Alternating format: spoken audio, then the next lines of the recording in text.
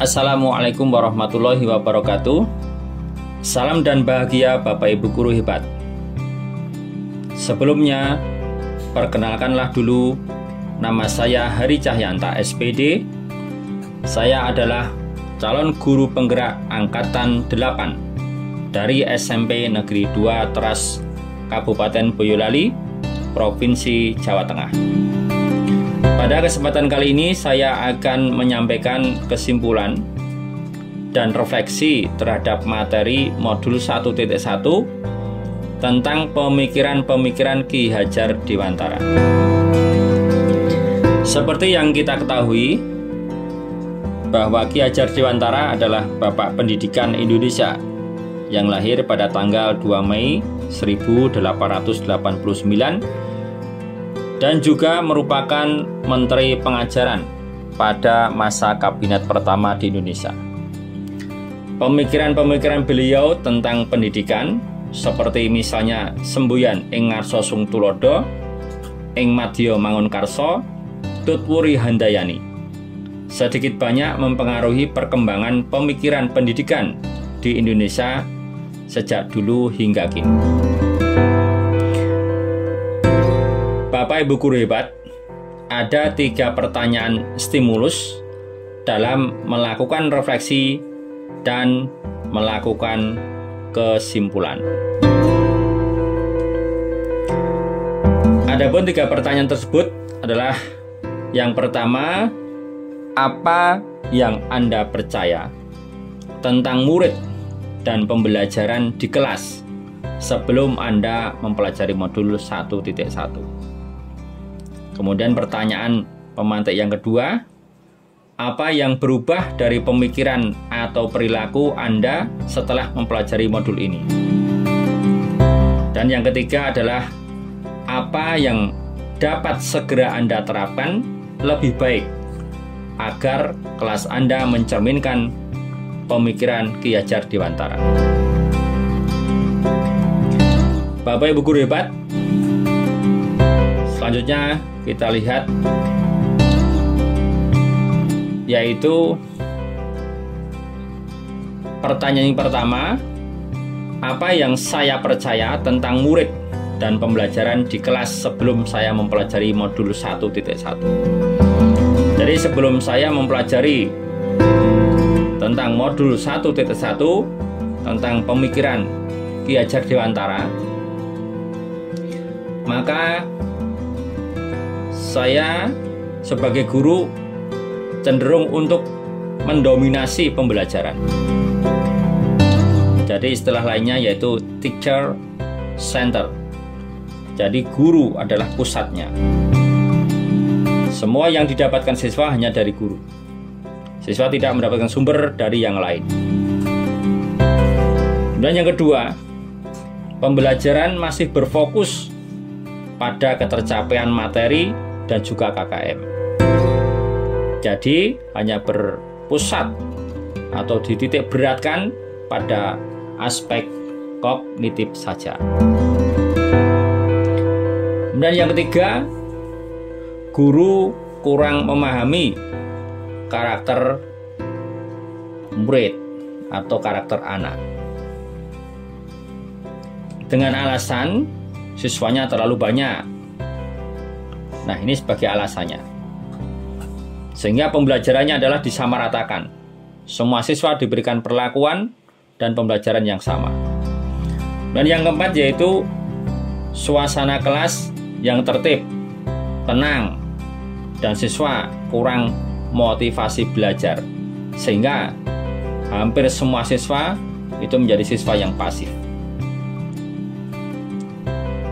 Nah, ini yang pertama sebelum saya mempelajari modul 1.1. Berikutnya, setelah saya mempelajari modul ini, ya, ini ada pertanyaan pemantik lagi, apa yang berubah dari pemikiran atau perilaku saya atau dengan mempelajari modul ini bisa merubah pemikiran? Yaitu guru bukan satu-satunya sumber pembelajar, atau sumber belajar bisa kita dapatkan dari internet, dari perpustakaan atau dari lingkungan-lingkungan sekitar kita. Yang kedua, setelah saya mempelajari modul ini, maka pembelajaran yang saya lakukan adalah berpusat pada murid atau berorientasi pada murid, sehingga kebutuhan murid terpenuhi. Murid juga termotivasi. Itu yang terjadi. Dan yang ketiga adalah menghargai setiap karakter belajar anak. Setiap anak punya cara belajar masing-masing. Cara belajar yang berbeda-beda harus kita hargai, karena pada dasarnya siswa itu adalah unik. Selain merubah pemikiran, setelah saya mempelajari modul ini, yaitu dapat merubah perilaku saya, yaitu saya akan mengemas pembelajaran secara menarik agar motivasi belajar siswa itu meningkat. Saya kemas pembelajaran dengan model pembelajaran yang berorientasi pada murid. Dan yang kedua, ya, memberikan kebebasan kepada setiap anak untuk menyelesaikan setiap tugas sesuai dengan bakat, minat, dan kreativitasnya masing-masing. Kita ketahui bahwasanya semua siswa mempunyai bakat yang berbeda-beda. Tentunya seperti itu. Minat pun juga berbeda-beda. Maka dari itu, tugas seorang guru hanya kita itu menumbuh kembangkan bakat dan minat pada siswa, sehingga siswa perlu kita layani semuanya sesuai dengan kebutuhan bakat dan minatnya. Yang ketiga adalah lebih cermat melihat bakat anak. Jadi kita harus menuntun anak, kita sesuaikan dengan kodratnya, kodrat keadaan yang meliputi daripada kodrat alam dan kodrat zaman. Bapak Ibu guru hebat, kemudian apa yang dapat segera Anda terapkan lebih baik agar kelas Anda mencerminkan pemikiran KHD? Dari pertanyaan pemateri ini, maka saya dapat menerapkan ya beberapa kegiatan-kegiatan pembelajaran yang mencerminkan pemikiran KHD.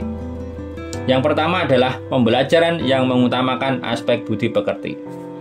Jadi yang awalnya siswa sebelum pelajaran, siswa langsung masuk kelas tanpa berjabat tangan dengan guru, maka sekarang sebelum dimulai pembelajaran yang pertama kali, siswa harus baris di depan kelas, kemudian masuk ke kelas dan berjabat tangan dengan guru. Ini adalah salah satu hal untuk mengutamakan aspek budi pekerti, sopan santun, senyum, ya, salam, sapa. Kemudian yang kedua, yaitu merancang pembelajaran yang interaktif dan menyenangkan, yang berorientasi pada murid. Saya mulai mencoba untuk mengembangkan berbagai macam pembelajaran yang bisa berinteraktif, sehingga siswa tidak hanya saya suruh diam kemudian duduk tenang, tetapi saya buat kelompok-kelompok agar terjadi pembelajaran yang interaktif dan berpusat pada murid tentunya. Yang ketiga, menerapkan pembelajaran yang berbasis kearifan lokal dan budaya. Jadi setiap pembelajaran ini ya, kita dorong dengan pembelajaran profil pelajar Pancasila. Tentunya untuk menumbuhkan karakter-karakter yang sesuai dengan profil pelajar Pancasila dengan memanfaatkan yaitu kearifan lokal dan budaya. Yang saya terapkan di beberapa daerah kami, ada yang produksi jamu, anak-anak kita ajak untuk belajar membuat jamu. Kemudian untuk mengembangkan teknologi, anak-anak juga kita ajak untuk mengambil video presentasi di Kebun Raya Indrokilo, Boyolali, dan juga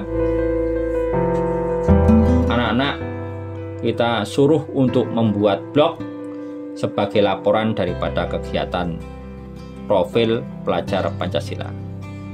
Di situ kita bisa melihat ya bagaimana gotong royong anak-anak, kemudian berpikir kritisnya bisa kita lihat. Dan yang keempat yaitu menerapkan konsep merdeka belajar dan mengintegrasikan setiap pembelajaran dengan pencapaian profil pelajar Pancasila. Jadi sudah kita terapkan tadi ya di Kebun Raya Indragila. Dan yang kelima adalah menerapkan sistem AMONG. Sebagai guru harus mendidik, dan pendidikan adalah fondasi. Pendidikan adalah fondasi. Ya, pendidikan itu yang menuntun, bukan hanya menuntut. Sehingga sistem AMONG ini perlu kita terapkan. Jadi di depan kita memberikan contoh, ya, di tengah kita memberikan semangat, dan di belakang kita memberikan dorongan. Ing ngarsa sung tulodo, ing madya mangun karsa, tut wuri handayani. Kemudian yang keenam, pembelajaran yang sesuai dengan kodrat alam dan kodrat zaman. Bapak Ibu yang saya hormati, bahwa pendidikan yang kita sesuaikan dengan kodrat alam dan kodrat zamannya, maka dapat memenuhi kebutuhan siswa. Dan yang terakhir, yang ketujuh adalah mengintegrasikan permainan dalam pembelajaran. Jadi setiap pembelajaran itu kita selipkan beberapa permainan agar pembelajarannya menarik. Baik, untuk selanjutnya kita lihat contoh model pembelajaran sesuai profil Ki Hajar Dewantara.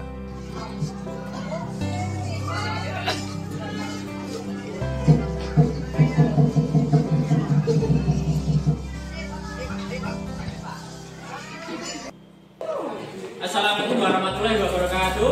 Waalaikumsalam warahmatullahi wabarakatuh. Demikian tadi contoh pembelajaran yang berpusat pada siswa atau berorientasi pada siswa. Untuk berikutnya kita tarik kesimpulan. Yang pertama adalah pendidikan adalah menuntun anak sesuai dengan minat dan bakat. Dan pendidikan bukan hanya ilmu akademis saja, namun perlu penanaman budi pekerti yang baik. Dan yang ketiga adalah pendidikan sejatinya adalah berhamba pada anak atau berorientasi pada anak. Demikian refleksi dan juga kesimpulan dari pemikiran Ki Hajar Dewantara. Semoga kita semuanya bisa melaksanakannya. Terima kasih. Assalamualaikum warahmatullahi wabarakatuh.